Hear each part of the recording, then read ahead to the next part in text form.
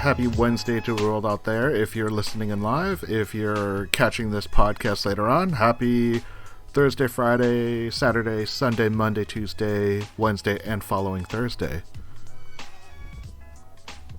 And gentlemen, how's it going? I'm happy to be back. Yeah, I'm happy to have you back. It's kind of weird because, as Ross said on the last podcast where I wasn't here, Ross did it. We switched locations. That was a unique experience. Ross gets to do this during the day.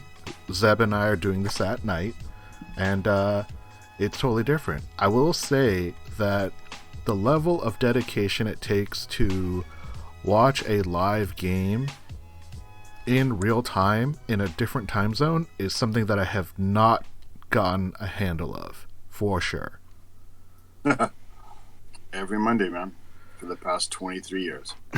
So you've gotten used to it, is what you're saying? Yeah, I mean, I say for the past 23 years, but it's been a progressive thing. Like back in the day, it wasn't worth it.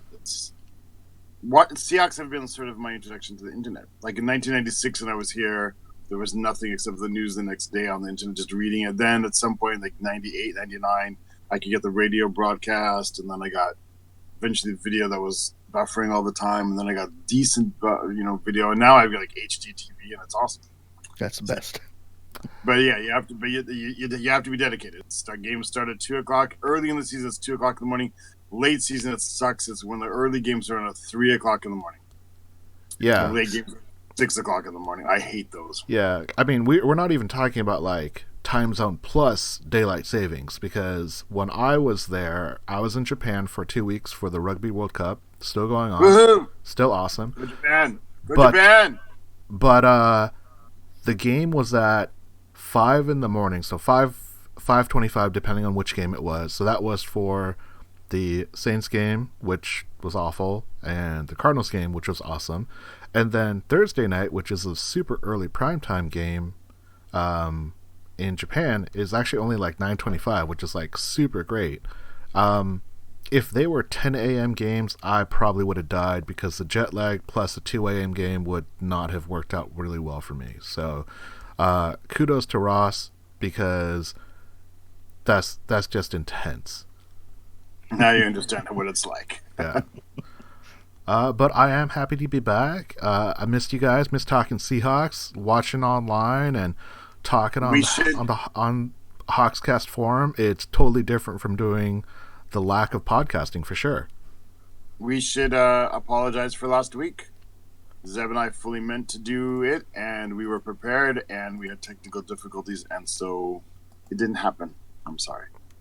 Yeah, technically they were difficulties. Yeah. We sat there for 30 minutes talking to ourselves, so if anybody could get a recording of that. But the other crazy thing is, so much has happened. I mean, even not even like talking about podcasts, but just what's happened with the Seahawks in the past week. You play a Thursday night game, so your game's already done. The team gets like extra time off because of that early game. They get Saturday, Sunday off, and they get the Monday off, so they get like all this recovery time before they go into their next game. And then you get to watch all the Sunday games and the Monday night game, and your team's already played, and because they won against the Rams, there's just so many things that you're just kind of sitting on, and like you're just not sweating about anything. It's like, oh, it doesn't really what matter has happened over here, because we already won ours. We just we're just seeing what's happens. It's early, but I thought it was a really, really interesting Sunday and Monday for the Seahawks, based upon what other teams are doing. It wasn't just that the Seahawks beat the Rams on that Thursday night, but it's also what else happened in the NFC overall.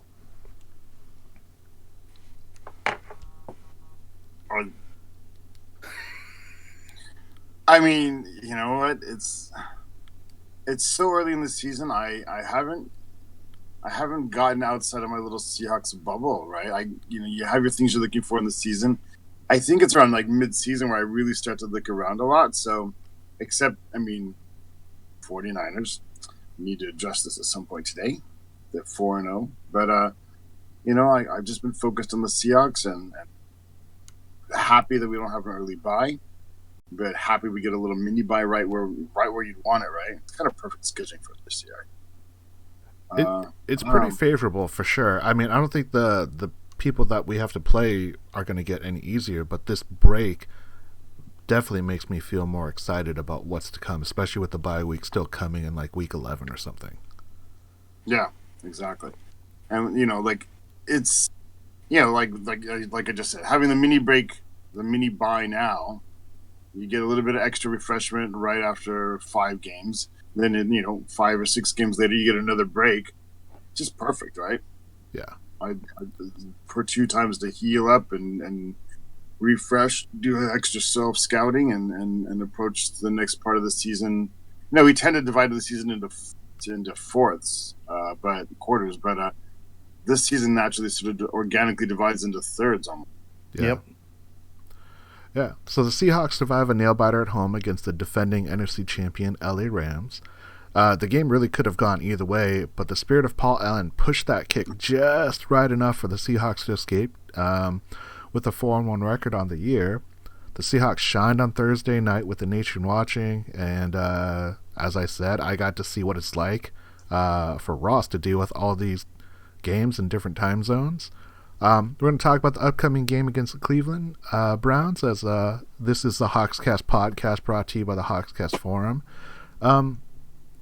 With the game being on a Thursday night, I was really relieved knowing that, like the game's good, like we won, we've got that in the bag. Like I was still so happy about it because most people were going to bed after that Thursday night game. I was just starting my day, and it was great. And then you go into the weekend with more football, so that's even more fun because it's just like, okay, well, maybe I care about my fantasy team, but I really don't care what anyone else does.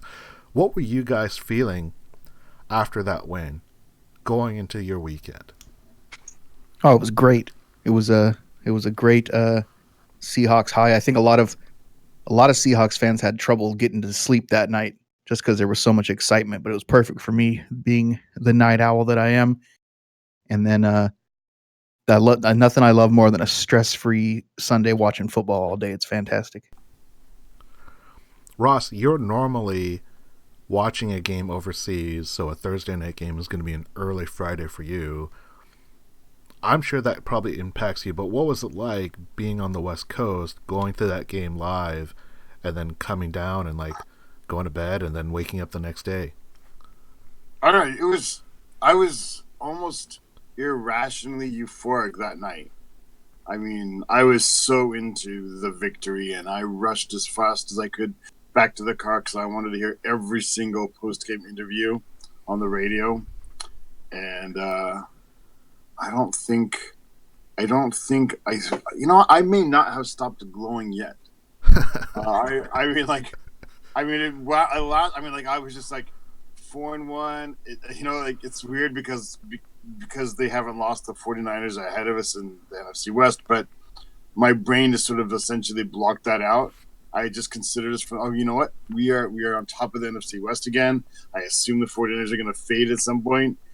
Even though it was just a 1-point victory, you say it could have gone either way, but I just, I looked at the game and I thought there's things that the Seahawks can learn to do even better next time we play them. And I wasn't sure there was many things the opposite way, so I felt like, again, part of my euphoria is you know what, we're on top of the Rams now. We've solved them, and now we're just, we're back on track. We're a top 2 team in the NFC.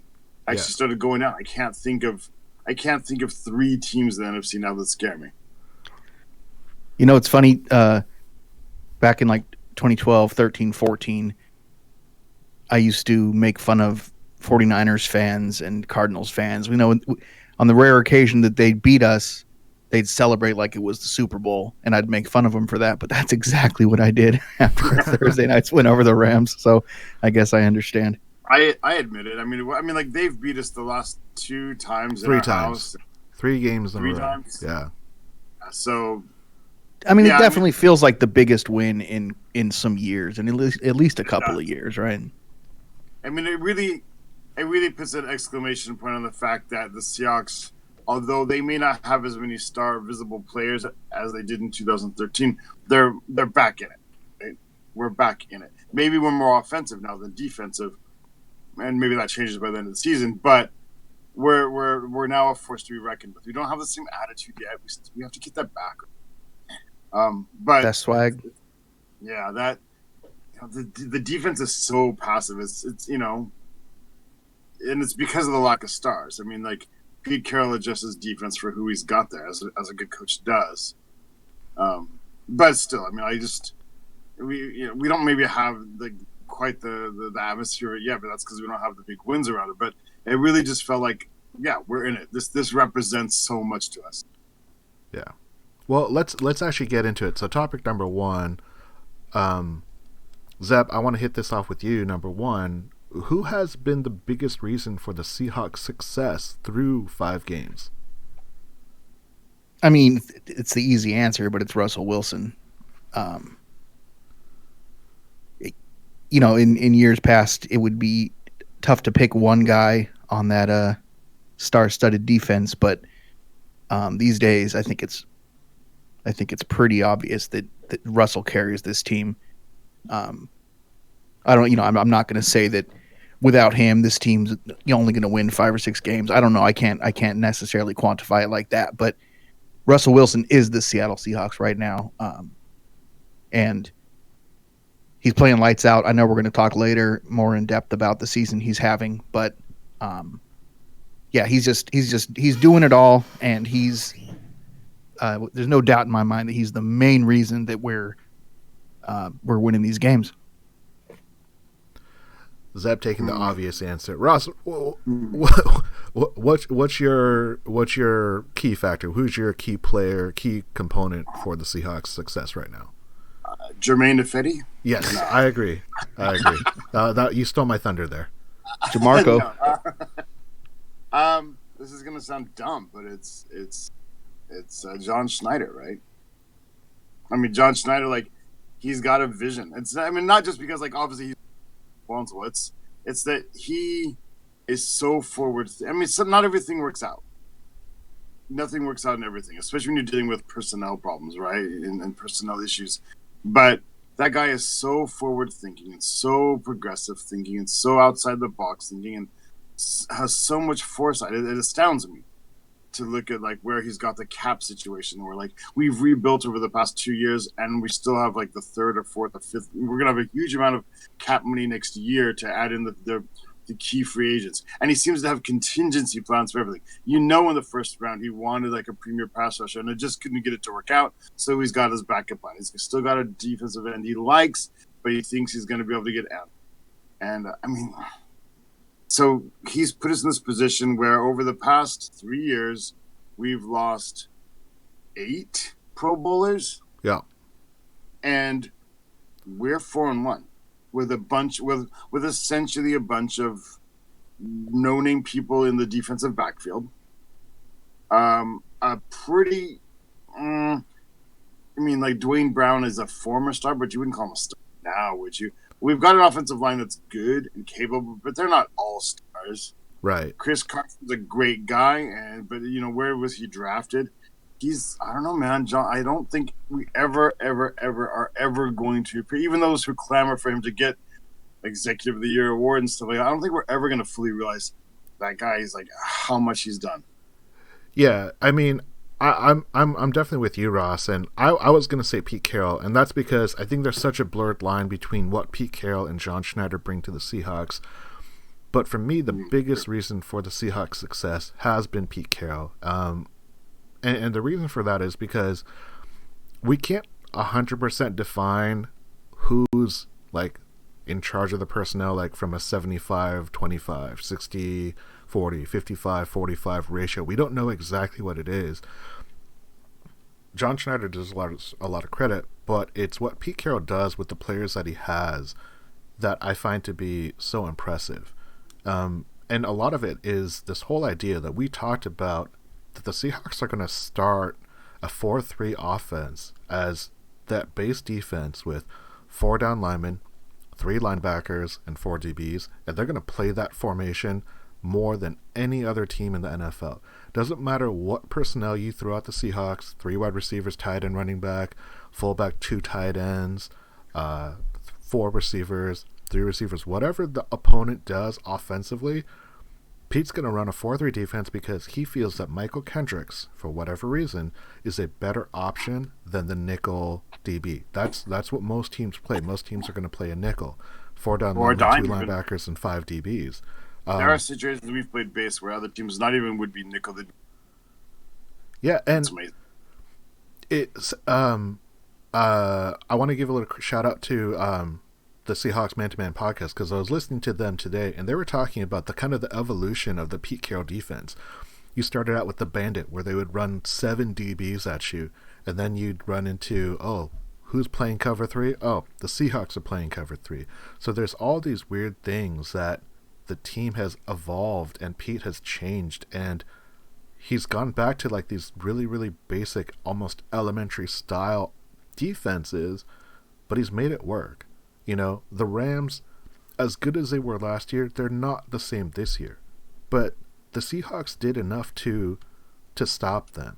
And for whatever reason, however you want to say that game ended, Pete put the team in a position to win. It was a precarious position, but it was still a position to win. And you could say that across every single game.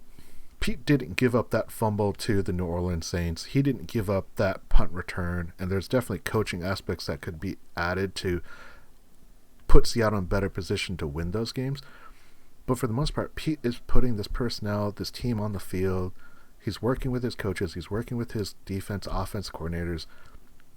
And he's been doing it for such a long time. Like, these are Pete Carroll teams. We talked about this early in the year.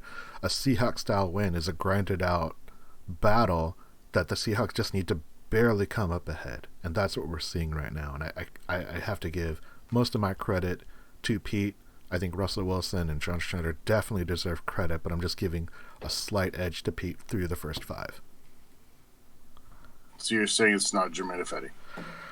Damn you, Giacomini. But no, I mean, I think the thing is, Germain Ifedi played against Aaron Donald, and I didn't see him on his ass every single time. So, you know, credit to him. He's doing the bare minimum, which is enough for me right now. Fair enough. Fair enough. Yeah.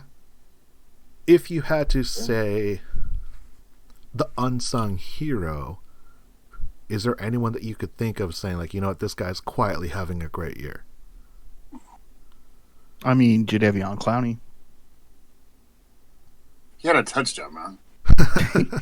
he had a touchdown, and I mean, like, it's not like we're not noticing. Caused a fumble at one game, he touchdown the other game. Well, none of us said he's the reason why we're winning these games. Well, but that's because we only choose 1 out of 53 people, or 16 including the coach. I wouldn't say unsung. He's the reason we're getting any kind of pressure on the quarterback so far.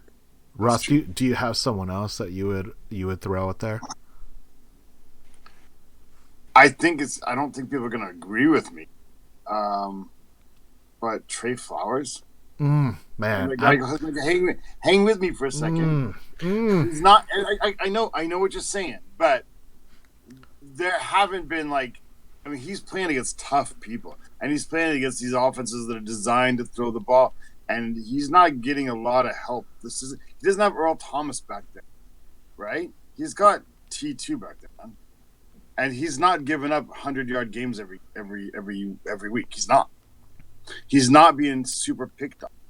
Other teams aren't going, you know what, we're going to throw to our X and Y receivers exclusively, and that's what we're going to do. They're not. And that means, although he's not having a great year, and he's not an all-star, and he's not Richard Sherman, I mean, he's not even Marcus Trufant, but he's hanging in there. He's doing the just enough. And I respect that, because that dude's still only in his second year of playing cornerback, never got to play until he was in the NFL level, and he's going against, the Rams. And did you see him giving up chunk yards every play? Nah. And he's not getting the safety help that he would have gotten 3 years ago. Sure. He's not getting Brandon Browner could make mistakes, and he did, but it didn't matter because what are you gonna do? You still know Earl Thomas has got it behind him. So Trey Flowers doesn't have that cushion. I would definitely say that Trey Flowers has been a component of the team. I wouldn't go as far to say he's unsung. I would actually say that Shaquille Griffin has been my unsung hero because he's silently having a great year because no one's throwing his way. He's not getting like interceptions. He's not like getting blown up. But I feel like because people are not targeting that side, it's kind of like that quiet performance where people are not willing to test him. Whereas on the flip side, like you're saying, Ross, is like people are throwing to Trey Flowers' side like all the time. So he's got his hands full trying to cover that down and lock it down. And he's not doing terrible. He's not like getting blown up for touchdowns left and right. But you know how easy that volume is what's the concern, I guess. Well, but I mean, they're gonna throw the ball. It has to go somewhere. No, so for it's sure. Gonna be at him, right? But he's not. He's keeping everything in front of him still. He's not giving up like the 60-yard, the 70-yard bomb. And if you look around the league, there's so much of that, right? And he's not doing that. The biggest deficiency we're seeing in those bombs is in the free safety position. They're just losing sight and then making bad plays on the ball, giving people behind them a chance, right? Yeah, I mean, I just have a lot of respect for that guy. I mean, the NFL, everybody you're playing was like the best guy on their team in college, and he's not necessarily holding him in check, but he's not getting killed. He's not Kelly Jennings, right?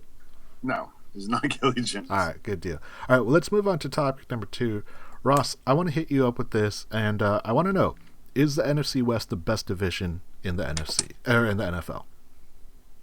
I think it is, and I don't think it's particularly close. I don't know. I mean, like, who else is even in the running? Maybe the NFC North. They've got a couple good teams, but they all seem to be like kind of. A lot of them are showing up a little bit short of preseason hype. It's not the AFC East. You know what? It's the AFC East is 6 free games, 6 free wins to the Patriots again this year. I mean, they've got undefeated. I mean, the Buffalo Bills are 4-1. Yeah. They got a great defense. Is it a legit 4-1? We'll find out. Hopefully, if they can take one from if the Jets and the Dolphins, man, they're I don't know. Anyway, NFC West. Yeah, I don't think it's even particularly close. We got 3 really, really good teams, and I don't think even Arizona's as some people are saying. They need to gel. They need to get it together. They made some really questionable hubris-filled decisions. It's really weird just to go and get Kyler Murray just because even though you just took another quarterback the year before, you're wasting draft capital, you're wasting everything. But anyway, we've got 3 really, really good teams. Maybe 1 or 2 of them's even elite, and we've got an emerging team, and I don't think anybody else can say it. Yeah, I think it's pretty hard to argue against it at this point in the season. It wouldn't surprise me if things change in the next 6 to 8 weeks. We'll see how they go, but right now, I think between the Niners, the Seahawks, and the Rams, that's 3 of the better teams in the league, and they're all in the same division. So, you don't like it? Come fight us. Bears, Lions, Packers. Yeah, maybe. The records don't necessarily show it, but Bears are they're having their problems right now at the quarterback position, but that might work itself out. Although I don't think Trubisky's all that good anyway, so I don't think so either. You know what? Like, I think Chase Daniels might actually be a better quarterback.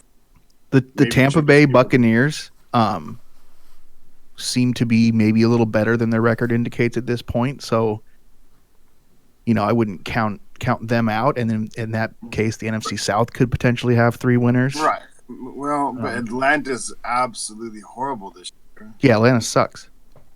Well, I think the Cardinals suck too, though. So. Do you? Yeah. They could.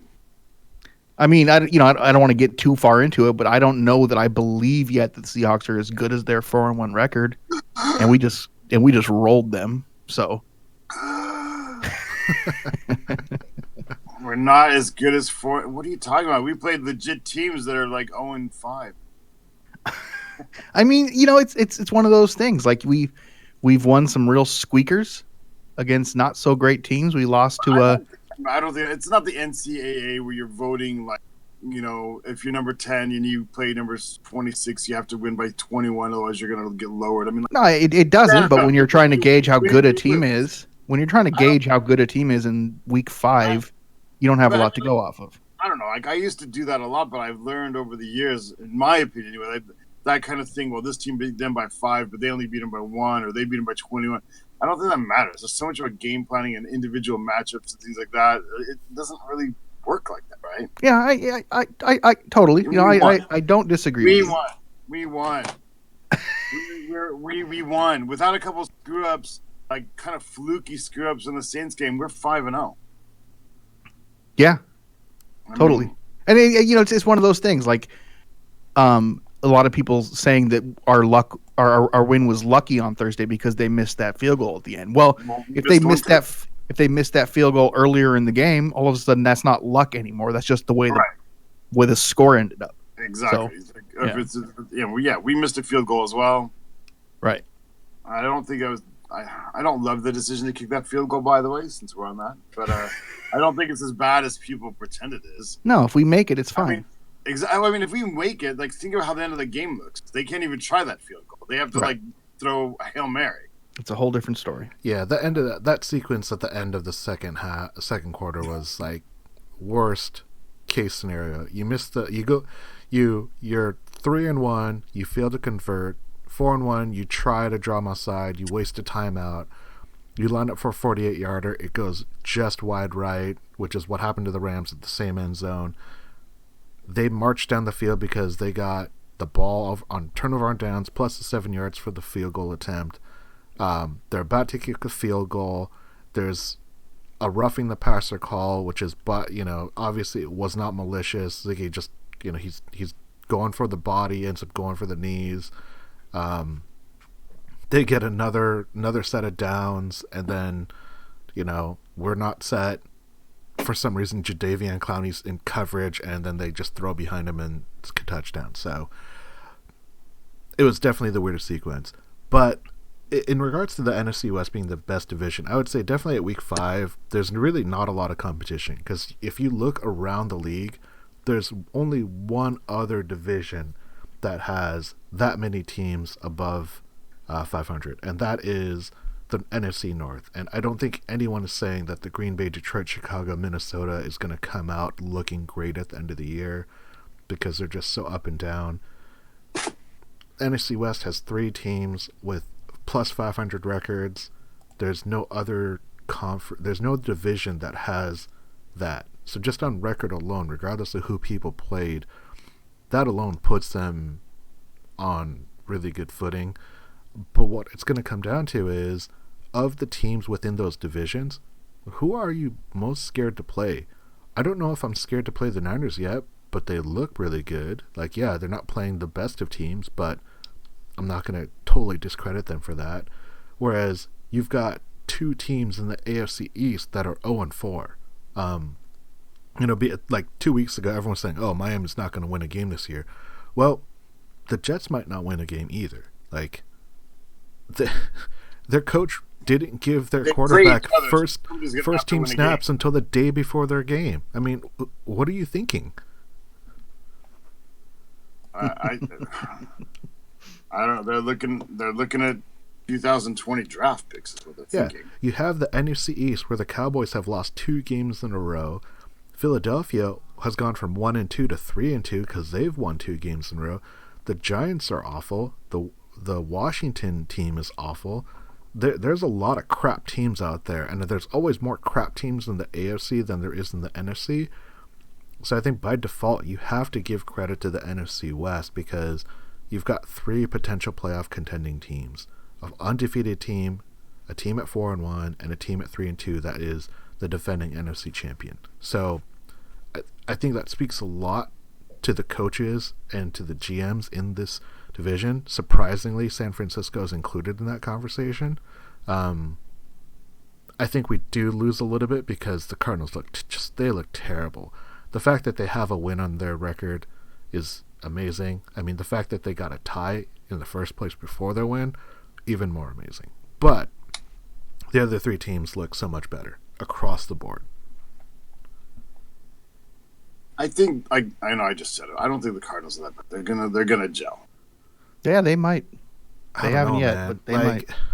They have talent. They have talent, but you look at that game that Seattle played against them. They did not have a ball go in the air, I think, more than 10 yards all game long. Well, yeah, but I mean,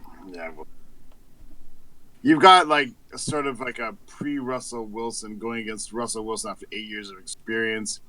You know, they didn't have the dominant maybe performance up front, but you still have like it's Clowney and it's Bobby Wagner. I know that people want to make that comparison. I know that people love to compare Russell Wilson to all these other young, like mobile baseball background quarterbacks.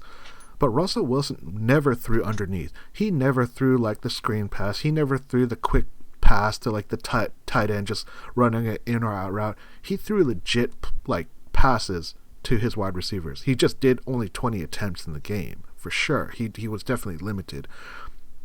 But he was never dinking and dunking his way down the field. That's never been Russell Wilson or Pete Carroll's strategy when it comes to quarterback play. So right, but that's half on the coach. I mean, he doesn't have Pete Carroll as his coach. He has a coach that wants to throw 5 wide receivers out there and take whichever route you're not going to cover, and you're probably going to cover the 30 and 40 and 20. So he's gonna, he's coached right now to throw to that. So he's going to coach to take the 2 and 3 yard pass, which is like what a waste. So I can't hold that against him right now. And it's their first year on that offense, and they're having to like run a 100-year-old Larry Fitzgerald out into routes that he's not really meant to run anymore. Hey, he number 2 all time in receptions.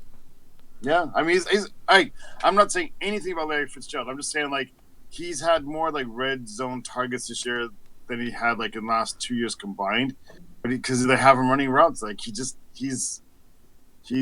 savvy and he still have all the football smarts and he can find the hole in any zone.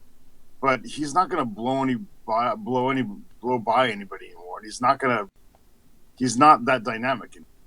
So, but because it's only the first of their program, they don't have all the personnel they need to run their offense. People are kind of being, square pegs are being put into round holes for the moment. So once they have a couple of years, I think they're going to be really good or not good, interesting. I mean, we'll see. We'll see for sure. It's still early. I mean, just a quick thing because I wanted to point it out. Larry Fitzgerald's been targeted 44 times. He's caught 29 of them. He's got 2 touchdowns. The red zone targets there were something like 8 or something. Yeah, I mean it's quite a fall off from the good Larry Fitzgerald. Is all I'm saying. The last thing about the Cardinals before we should move on, I suppose, is they put Carson Palmer in the Ring of Honor. That's weird. That's weird. Like that dude played like 3 seasons, never a complete one with them. Like Carson Palmer's clearly a Bengal. Yeah, that's weird. Can you be in 2 Ring of Honors? Would it feel weird? That's weird. I mean, like because there are players. Like, obviously, you can. I mean, do you think like the Bengals would now like just sort of like, oh, you forfeited the right to be in ours now? I don't know. Like for example, he at least won a playoff game with the Cardinals versus the Bengals, where he just got hurt. Right, but no, he was. Well, I mean, yeah, weird. Yeah. It's just weird. It's like putting Jerry Rice. This is overstating. It was like putting Jerry Rice in the Seahawks Ring of Honor. Yeah. Yeah, see, I was going to say it'd be like if we put Warren Moon in ours, except for he's done so much with the team since he played there that it actually almost wouldn't be that ridiculous. It wouldn't be for his football play. It would be for all the other things. Right. Yeah. All right, well, let's move on. Steve Rabel is a good example. He played for the years, but had like 25 catches. Yeah, or if we put like Chad Brown or Julian Peterson. That's a good example. Or what's it, something Ricky like Waters? that. Ricky Waters is a good example. I love Ricky Waters. He could be in 3 different teams' Ring of Honor, right? Totally. But would you feel weird about it? No, I love Ricky. I wouldn't. I would feel weird if he was there and like Sean and Marshawn weren't. Yeah, that would be weird. But like, if we get them, and I don't think we'll ever get to the Ricky Waters level of trying to fill out our Ring of Honor. But you never know. All right. Well, let's move on to topic number 3. So this is a Hawkscast corner. Check this out on the Hawkscast forum, and it's a Russell Wilson MVP talk. So one of the benefits of that Thursday night game is that there's no other game to watch, and Russell Wilson had an amazing game. I mean, I don't know how you can have a quiet 4-touchdown game, but I kind of feel like that's what Russell Wilson had, because people talk about the ending, but when you look at the quarterback play from Russell Wilson, it's just kind of almost what we expect to see from a Russell Wilson in these primetime games. Zeb, what's your take on the MVP talk? Well, it scares me because it seems like every year he kind of gets brought up at some point, and that tends to be when he falls off and has a couple of not his greatest games, and then they stop talking about it. So to have it come up this early in the year is, I don't know, makes me a little bit nervous. But at the same time, like, looking at what he's done over these first 5 games, I don't have any doubt in my mind that he's a top 3 contender, if not the leading guy right now. I mean, Mahomes is kind of the de facto MVP favorite these days, and you can't really hate on him. He kind of does some pretty amazing stuff, but he just had kind of a stinker of a game at the same week that Russell had the national spotlight and put on an absolute clinic. So I'm buying Russell as a legitimate MVP contender this year, and if he is able to maintain this, I mean, he's thrown 12 touchdowns and 0 interceptions. Like, I've seen a couple of different stats, and I'm pretty sure like that's the first time that's happened in a very long time. So if he's able to maintain something even close to this ridiculous standard that he's playing at this season, I think he deserves definitely to be in contention for the award. Ross, I know you're all over Twitter. I know you're all over ESPN. You're all over Yahoo. You're looking at everybody on YouTube talking about what's going on with the MVP talk. Where's Russell Wilson for you? I mean, like, we think we're one of the 2 best teams in the NFC, and he got at least one of our 3 votes for the person who's most responsible for it. So by default, he's got to be in the talk. He's got to be in the discussion. So what's been different? Let's break it down a little bit. What has been different about the MVP talk through week 5 that we're seeing that maybe we haven't seen in previous years? I mean, there's like a running back in discussion, Christian McCaffrey. Boo. Well, why the boo? I mean, I'll wait for my turn. Don't you worry. I'd like for like a defensive player to get some consideration for the first time in a long time. I guess the rules aren't really favored that way. I don't know, man. Like, I think you got to put Russell Wilson. The discussion has there's a running back in it this year, and that's unfortunate for him because he's never going to get votes because there's people like ideologically opposed to the existence of running backs now. So they just can't get votes. I could see it. To be honest, obviously Sam is going to disagree, but I might put McCaffrey ahead of Mahomes because take away him from that team, and what is that team? They're nothing. But Patrick Mahomes, he's just taken over from Alex Smith, and Alex Smith had that offense going. Remember, like Alex Smith's last year with the Chiefs, and we're like, holy shit, who is this Alex Smith? He used to be dink and dunker, but now he's throwing 30-yard, 40-yard bombs all the time, right? To try to keep his job, I think. Alex Smith was the healthy Sam Bradford in dinking and dunking for like an 80% completion. But his very last year in Kansas City, that dude was just balling out. Oh yeah, for sure. Like before that last year, he was a healthy Sam Bradford. Right, and so like when they went to Mahomes, it did ratchet it up, but it didn't. I think we forget how good like that offense was before Mahomes was already in it. So I'm not convinced that Mahomes actually automatically should be the MVP. I think Russell Wilson, if you took him off of the Seahawks team, we're bound down to like 9-7, or some people think 6 and whatever 10. I think it's been him and McCaffrey. I'd like there to be some other contender, but I really can't think of one right now. Garoppolo? Are we going to talk about that dude now? I don't know. Tom Brady? I'd like the Patriots to have one more year with Tom Brady not playing, and just to see what it really looks like. I know it happened once before, but it's almost 10 years ago now or something, right? Or 11 years ago. Yeah, it's been a long time ago. I'd like them to have. I mean, I don't mean to sound like I hope Tom Brady gets leukemia for it. I'm just saying, like, I'd be really, really curious to see what the Patriots look like for another year without Tom Brady at this point in Belichick's career. But because I think like every year Tom Brady has to be in the conversation, even though we get tired of it. Yeah. Because the fact is they're still there every year, and nobody's catching up to them. So if you can't catch up to them, you know what?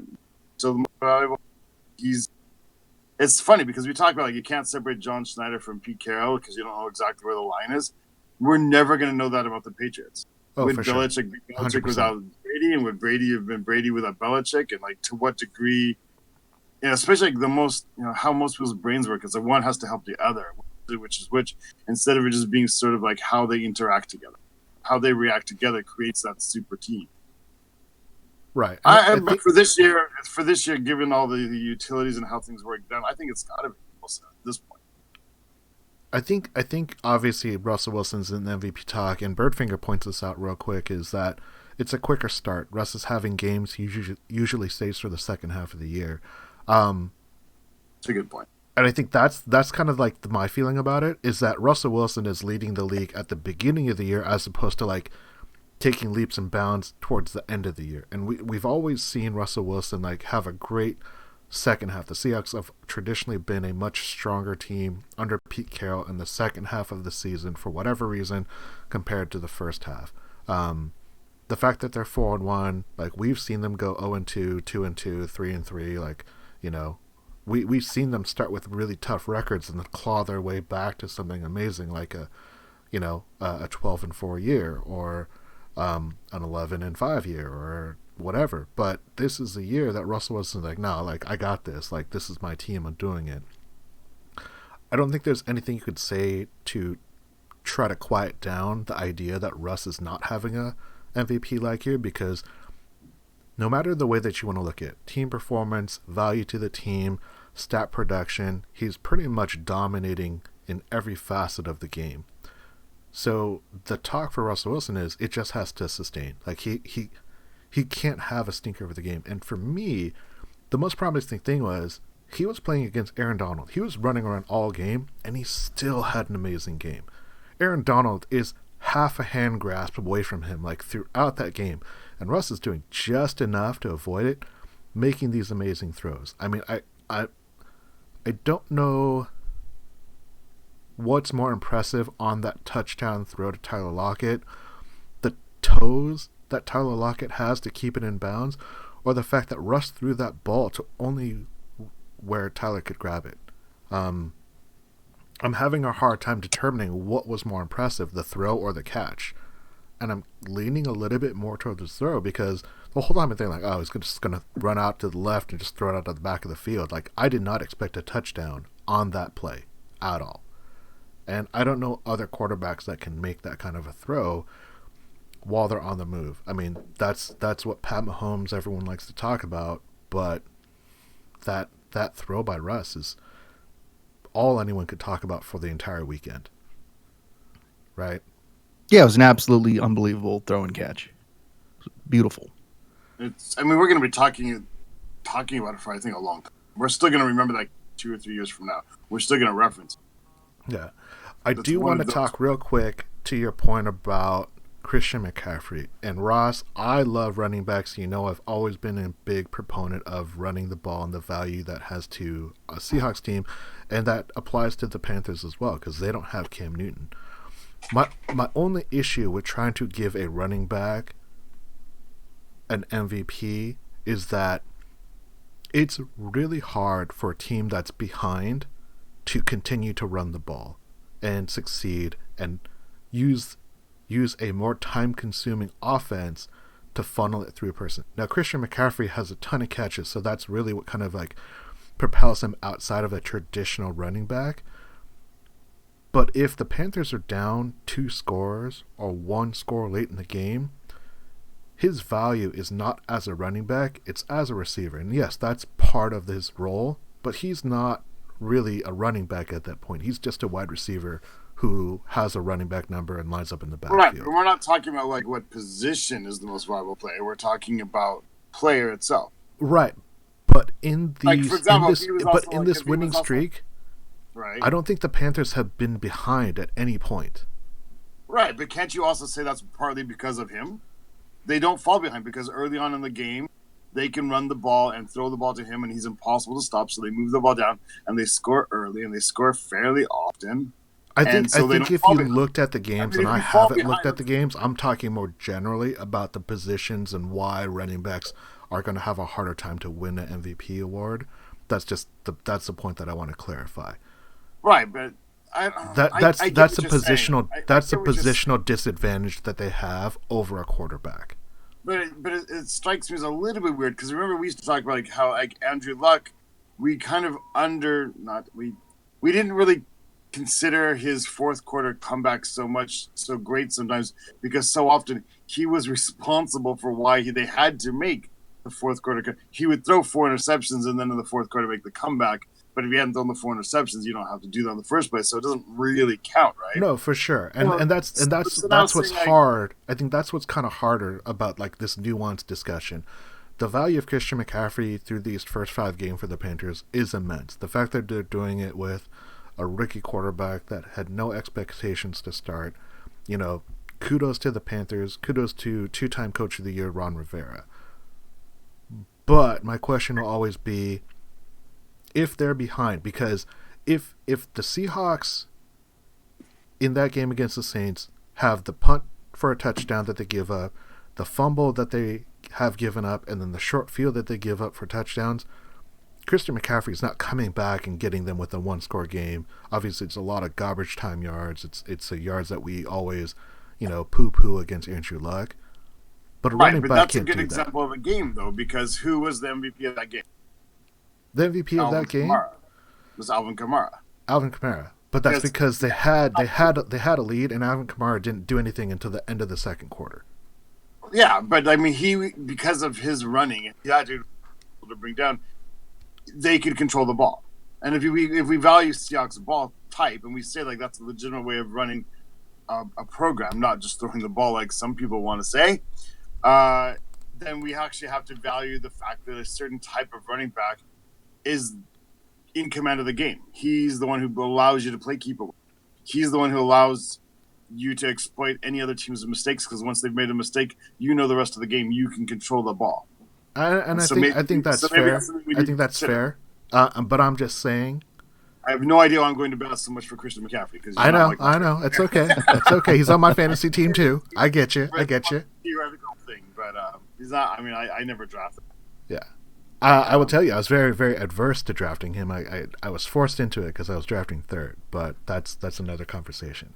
But I think what it will come down to is we know that it's always going to go to our quarterback. Whoever quarterback has the best year, they're going to win the award. Running backs get Offensive Player of the Year. That's just who they're lucked into. So it's nothing against Christian McCaffrey. It's just the disadvantage of the position comparative to the quarterback. Why do you hate Stanford? I love Stanford. Doug Baldwin, Richard Sherman. So what you're saying is this is why you don't believe that Christian McCaffrey will be the MVP, not that this is why you think he shouldn't be the MVP. I would say through 5 games, I don't think he's the MVP. You think he's top 3? I think if you're going to throw a running back into the conversation, sure. I'd probably put Deshaun Watson as my third over Christian McCaffrey.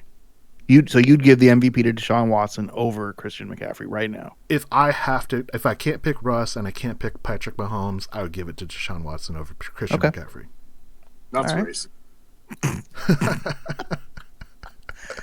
You're not wrong. All right, let's move on to topic number 4. Ross, I wanna talk to you because again, I know you're all over social media. I know you bought into the hype like I did. I'm all over social media. I don't have a Facebook.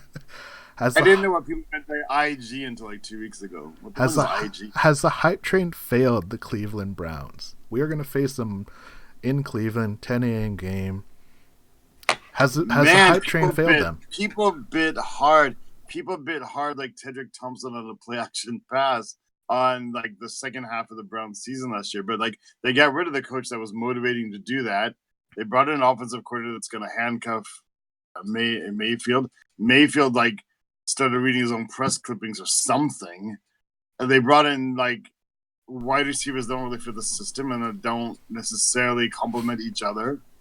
Like Landry operates best as like a high volume, like run your offense through him, like throw the ball to him 12 times a game kind of receiver, right? He's going to run 12 different like crossing routes and in routes and digs.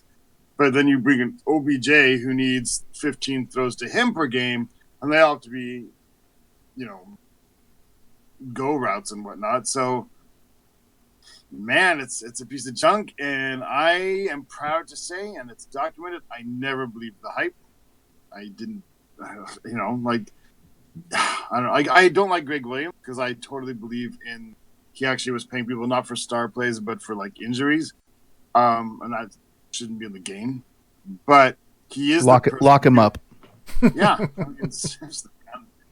But he was wholly and solely responsible for the turnaround. They fired the coach that had been horrible forever. The team had been horrible forever. You get a different coach who knows how to like press everybody's buttons, and it's exactly what those certain players needed. And then and he turns it around for half a season, and then you get rid of him. You bring in somebody else, and now why are you even pretending it's the same team? You've changed a bunch of the players. You've changed the coaching staff. You've changed everything, and now the people who hired the last coach are hiring the new coach. So why believe it? And this is what, except for the fact that he's roughly the same height as Drew Brees, why do we? Yeah, I don't see it. Yeah, quick. Yeah, I think it's one of those like narrative driven. It's a great example of a narrative driven season that wasn't based anything in facts and is bombing. Yeah. Hey, good for us this week. Boy Scout with a quick lurk saying the answer to number 4 is yes. He believes that the hype train has failed the Browns. Zeb, what about you? Where are you in believing in the Cleveland Browns, what they bring to the NFL, and what the Seahawks are going to really face? The hype train didn't fail the Cleveland Browns. The Cleveland Browns failed the hype train. Ooh. No. Here's the thing. Can I write that down? Yeah, this is what happens in the NFL. First of all, when you buy a team, right? When you start like trying to assemble like an all-star kind of team, and this is what happens in the NFL when you crown somebody during the offseason. They fail to live up to expectations. Now, I'm saying this in all honesty without looking at any numbers or any statistics, just based on what I remember happening. And that tends to be the way it goes. The team not to be named in Washington, D.C. has tried to do this, and they've chilled out on it now. But early in the early 2000s, they were trying to buy these kind of all-star teams, and it just tends to not work out. I definitely question the move to Freddie Kitchens at head coach. I don't know. That doesn't feel right to me. He doesn't feel like the guy who's going to be able to take this team to the next level at this point. But I'm not giving up on them. I feel like they do have a lot of talent, and I think that this season, when it's all said and done, the Cleveland Browns are going to finish respectably. Probably make the playoffs. Looking at that division, the division's garbage. Yeah, so I don't know. I think has to make the playoffs. Somebody has to. Right, and it could be Baltimore. They've been pretty bipolar this season, I guess, is a way to look at it. So I think the Browns have as good a shot as anybody in that division to make the playoffs. So too much hype, definitely, but I don't know that the hype is the reason for them not being as good as we all thought they would be. I don't know. That seems unlikely. Baker is having a terrible season so far. If he can turn that around, I think they can do something. If he can't... Does his attitude strike you as a little bit like last Cleveland Browns failure at quarterback? Johnny Manziel?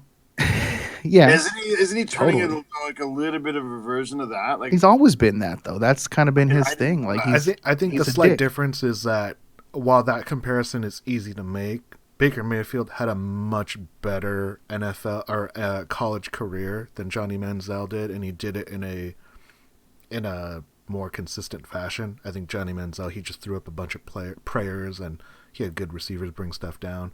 Right, I'm just talking about his attitude now. I mean, I think his attitude is every Twitter battle he can. Doing that. I think Johnny Manziel was a whole nother level. He was much more entitled, and he also he came from a lot of money, so he wasn't in. He didn't fear the failure that I think a lot of other quarterbacks are driven by. But I think that's the easy comparison to make. I don't think it's wrong. I don't know how retarded it is, because I think Baker Mayfield has at least showed me last year he could be successful. But when you strip that entire coaching staff and you change it around, and basically it's a brand new team with a bunch of new players that he's never really had a chance to really play with, I think it was a crapshoot. So to the point both of you guys are making, like, you can't buy a team and expect it to be great in football. It's so hard to do that. You grow a team. Right. Like, the only time we've really seen that is when you can take a Hall of Fame quarterback, put him on another team that's really missing that one player, and they can adapt. You see that with, like, Brett Favre in one of the final years, and Peyton Manning in 2 of his last 3 years. It's such a hard thing to build a team, and that's why teams are so adverse to giving away their quarterbacks or losing them, because they add so much. Even if they're not the best in the world, they're just going to hitch their ride.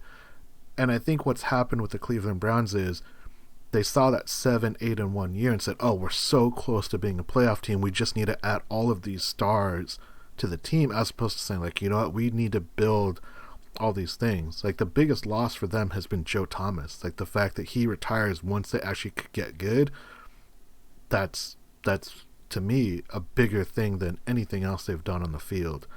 And to the point that Ross makes is, you know, they've got 2 wide receivers that need so many catches to make the opportunity out of it. Yeah, OBJ is going to make huge, amazing catches, but you got to throw to him 10 plus times just to make sure that he's going to get 2 catches, because you're throwing him prayers and he's going to come down with 1 or 2 of them, right?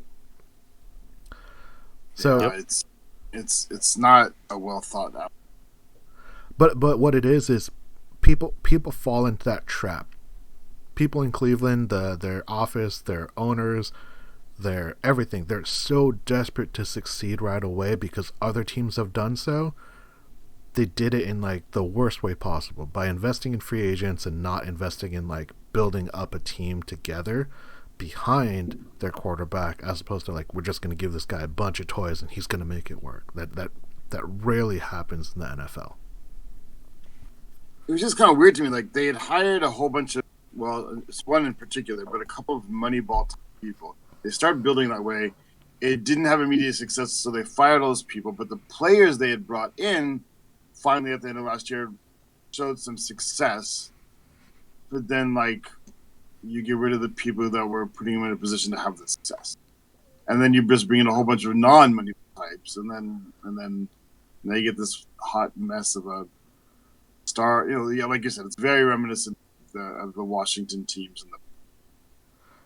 The Rams kind of did it, but we may be seeing now that it's not necessarily sustainable.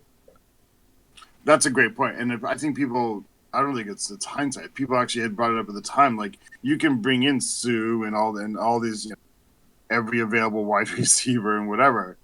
But yeah, their window has been so small that people are already saying it hasn't closed. So yeah, we can't necessarily write them off yet, but it's not looking great for them. No, and like next year it's even going to be worse, right?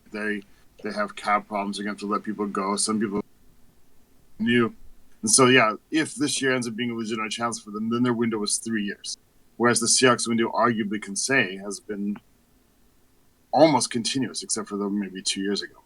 It's a good thing the Rams didn't do something silly like overpay for their mediocre quarterback. Oh, wait. Shit. That hurt a lot of people like me, too, because like you thought, I don't like Sean McVay like some people did, but he seemed to be, if anybody would do it, he would be the one to try the trend and like see if you can use that money elsewhere and do the same thing off of another quarterback. he was like the big hope people thought, but he didn't. He probably wanted to. He probably got pressured into it. Maybe. Yeah. But like, we've got our quarterback. We have to stick with Goff. He's having meetings with his GM. All right, let this guy go. It's like, he's your quarterback. You can't let him go. It's like, no, trust me. It's like, no, fuck you. We're signing him. It's like, damn it. It may have been like that. All right, let's move on. We got some predictions. We got a game coming up this Sunday. So first one, Ross, we're going to start with your predictions. We'll all be able to Price is Right you afterwards. But what's your final score for the Seahawks at the Browns this Sunday? 37-17.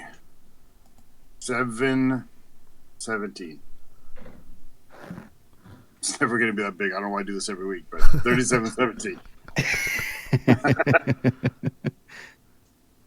I'm going to say Seahawks 27. Yeah, that sounds good. That sounds really good. Browns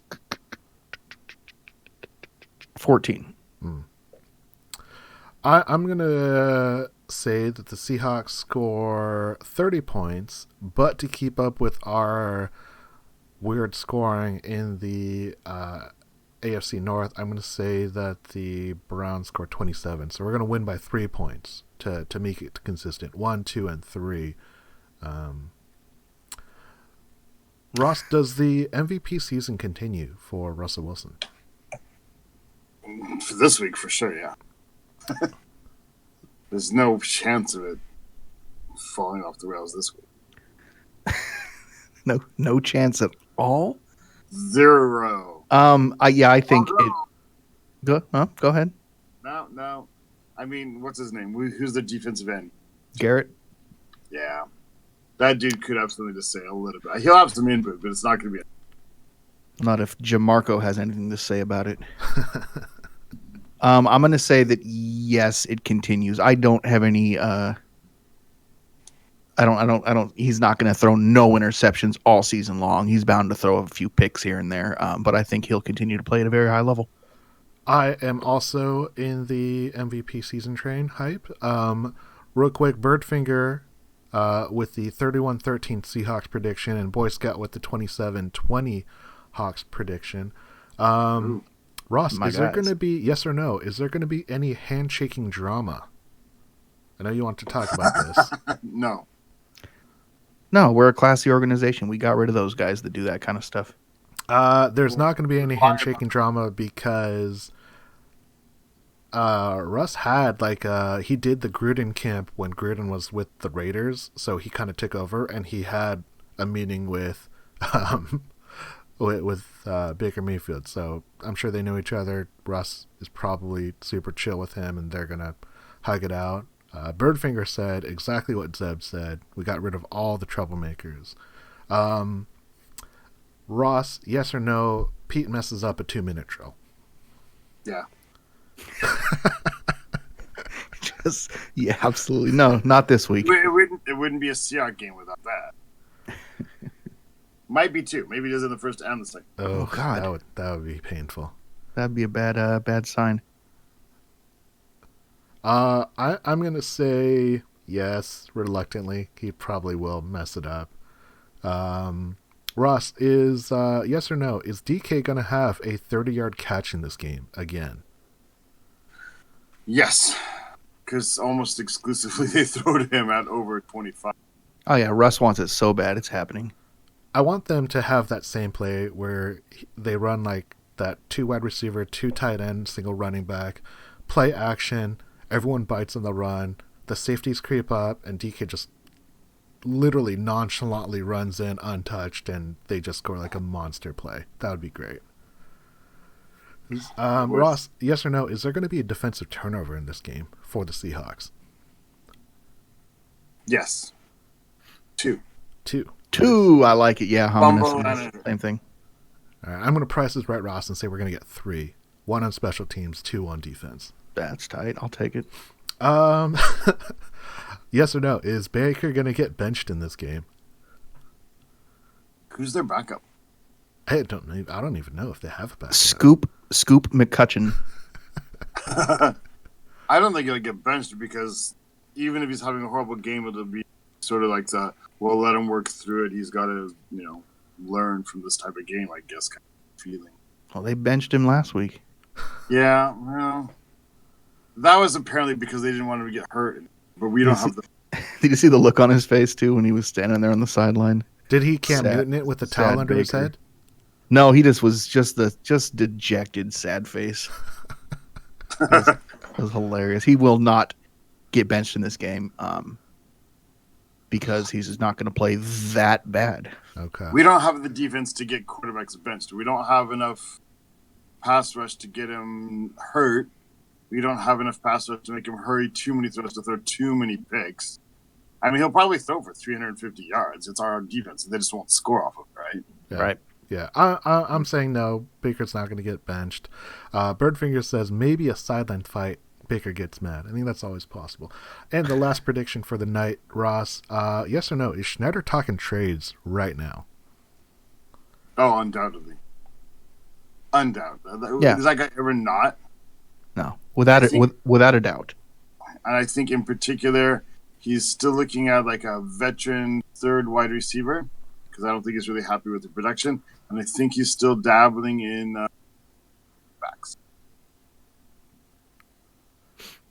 Yep. Birdfinger saying yes. Zeb saying yes. I see John Schneider as that guy that's kind of low key in your like DMs like all the time, just like, hey man, what's going on? Like not necessarily talking trades, but just like constantly like in your ear. So when you're like, you know what, I've had enough with this guy, Jalen Ramsey, I can't stand him. Oh, John Schneider just texted me. Hey, what's up, John? Oh, what do you got to offer? I'm ready to move. Because that's how I imagine how it happened with Jadeveon Clowney. You know, John Schneider nonchalantly was just talking like Bill O'Brien was like, hey, what's up, Bill? What's going on? Like, you ready for the year? And it's like, actually, John. What would you give me for Clowney? You got three it's like, cans of I don't know. I can only afford a third rounder. I don't know if I can go higher than that. I bet he actually told him he was going to cut. I'm about to cut these guys. You want instead? I mean, because if I just cut him, somebody might offer him more. So if you just give me, I don't know, Clowney? Who's that guy? I'll take Clowney for him. I'll take this Dave, whatever, number 90. I'll take that guy. I've got 3 cans of root beer and these 2 guys here who we're going to cut. Send them on down. Yeah, Birdfinger says slams the staplers down, and Bill O'Brien's like, "Sold, take it." Which I honestly I think that's probably the closest we'll ever get to knowing the full story. But that is our episode for today. It's the 10th episode of the year. Excited for more, gentlemen. Any shout outs tonight? I got a shout out to Trauma Hawk, a.k.a. Duncan's dad. We have a QB, and his name is Charlie. I don't understand. Well, then maybe it's not for you. It's not your shout-out, Ross. I see. I see. Shout-outs are to the weather guy who has been wrong 5 days in a row now.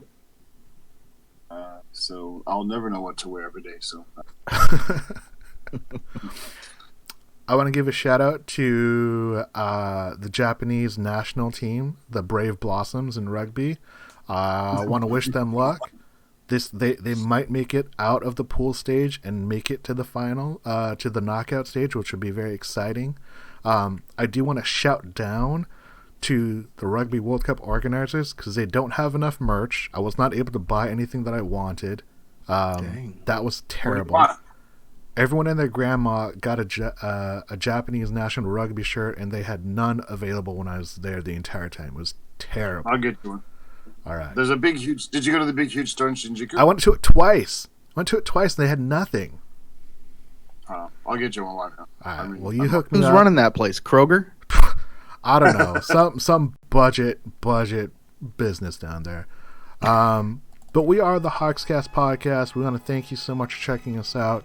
Check us out at hawkscast.com. Check us on Twitter at Seahawks Podcast, Seahawks Forum. I am Sam. There's Zeb and Ross, and we love that you're checking us out. Have a wonderful day, and go Hawks. Go Hawks! God.